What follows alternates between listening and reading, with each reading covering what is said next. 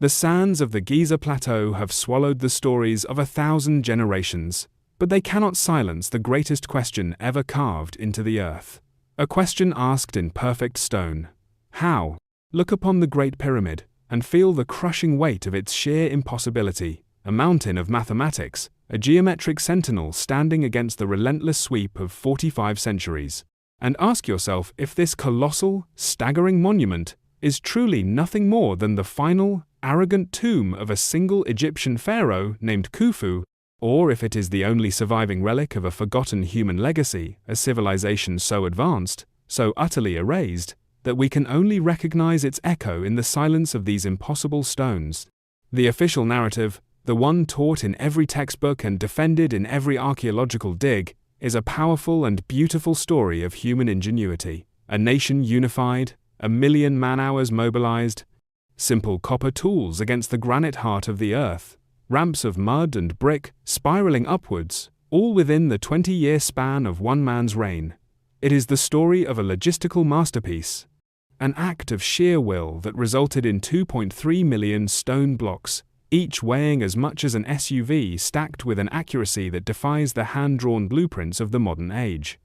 We are told the genius lies in the organization, the relentless efficiency, the divine right of a pharaoh demanding immortality through sheer, monumental scale, and for centuries, that explanation has satisfied the world, cementing the image of the great Khufu, the master builder of the Old Kingdom. But step closer, leave the tour bus, and feel the chill radiating from the outer casing stones, now mostly stripped away, and the doubt begins to whisper, not from a desire to overturn history, but from a terrifying confrontation with the facts of the stone itself. This is where the story splits, where the serene logic of mainstream history cracks open to reveal a profound abyss of unanswered questions that modern engineering cannot easily dismiss. Consider the sheer precision of the pyramids. The base is perfectly square to within inches, oriented to true north with an accuracy that would challenge a modern survey team equipped with satellites, and the mortar joints are so fine they are often compared to razor cuts, feats seemingly incompatible with the crude tools and limited time frame allotted. How did a Bronze Age people, using simple plumb bobs and sighting rods, achieve an astronomical and geodetic accuracy that suggests a profound understanding of the Earth's shape and its cardinal direction? The logistics of sourcing the granite, which came from quarries over 500 miles away in Aswan, and the sheer effort required to lift multi-ton blocks to heights previously unimaginable, is an exponential impossibility often glossed over, forcing one to accept an almost supernatural level of dedication, or perhaps, a technological advantage we refuse to acknowledge. Now, we must look not just at the pyramids, but at the Great Sphinx, the silent, monolithic guardian often assumed to be a companion piece to Khufu's reign. The mainstream view places it firmly in the same period.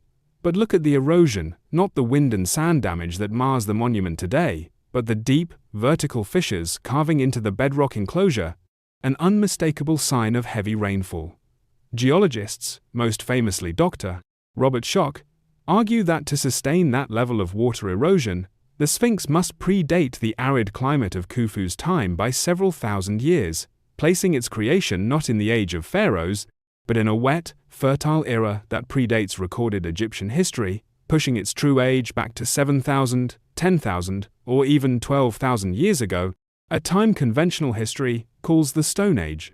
If the Sphinx, the largest single stone sculpture on Earth, is thousands of years older than the pyramids, the entire timeline of civilization collapses, forcing us to ask, who built it? And what other secrets were entrusted to the bedrock before the pharaohs ever ascended their thrones? This is the point of entry for the lost civilization theorists, people like Robert Bauval, Graham Hancock, and John Anthony West, who argue that the pyramids and the Sphinx are not Egyptian monuments at all, but the surviving components of a global, high-level culture that was wiped out by a massive cataclysm at the end of the last ice age. The most compelling argument of this counter-narrative centers on the stars and the number. Bauval's Orion correlation theory posits that the exact positions and sizes of the three main pyramids on the Giza Plateau perfectly mirror the exact positions and relative magnitudes of the three stars of Orion's belt, Alnitak, Alnilam, and Mintaka, but critically, They correlate only if the structures are observed from the viewpoint of 10,500 BC. This alignment, far from being a coincidence, suggests a purposeful attempt to immortalize a specific time in the past, a kind of date stamp. This date, 10,500 BC, aligns uncannily with Plato's date for the sinking of Atlantis and the end of the Younger Dryas period, a catastrophic geological event marked by sudden global temperature shifts, massive flooding, and the rapid rise of sea levels. The theory suggests the Giza Plateau was not a burial ground but a kind of time capsule, a global message system intended to survive an impending deluge, a repository of advanced scientific knowledge disguised as a pharaonic tomb. This knowledge, the proponents argue, is evident in the pyramid's internal architecture. Why would a pharaoh need a narrow, angular, upward-sloping shaft, known as the star shaft, pointing directly at the belt of Orion, or another pointing towards the pole star of that time?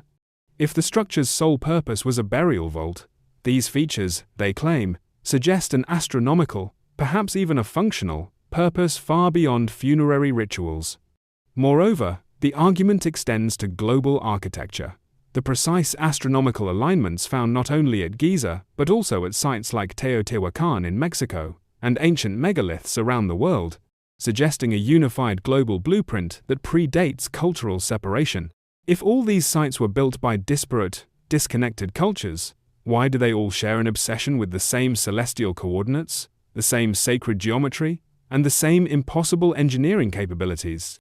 The establishment, of course, fights back fiercely, arguing that the astronomical alignments are easily debunked as confirmation bias, that the water erosion could be explained by local flooding or poor drainage, and that the pyramid's precision is merely the result of sustained, patient labor and simple mathematics refined over centuries of trial and error, the relentless drive of human genius, not alien or lost technology.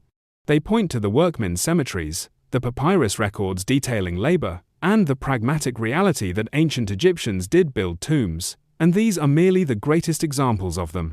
But the passionate pursuit of the lost civilization theorists touches a primal nerve in the modern human psyche, the feeling that we are the inheritors of a vast, forgotten past, that our current level of technological achievement is not the first, but perhaps the second time humanity has reached such heights, only to have the knowledge erased by a cosmic accident. The stakes of this debate are profound. If the lost civilization theories are true, then everything we think we know about the origins of civilization, the timeline, the capabilities of Stone Age humanity, the very meaning of progress is fundamentally wrong. It means our story is not a slow, steady climb from caves to computers, but a terrifying cycle of rise and fall, a pattern of profound forgetting. The Great Pyramid, therefore, remains more than a structure. It is the silent, impossible proof that our history is not complete, and every shadow it casts on the desert floor is a chilling reminder of the knowledge we have yet to reclaim.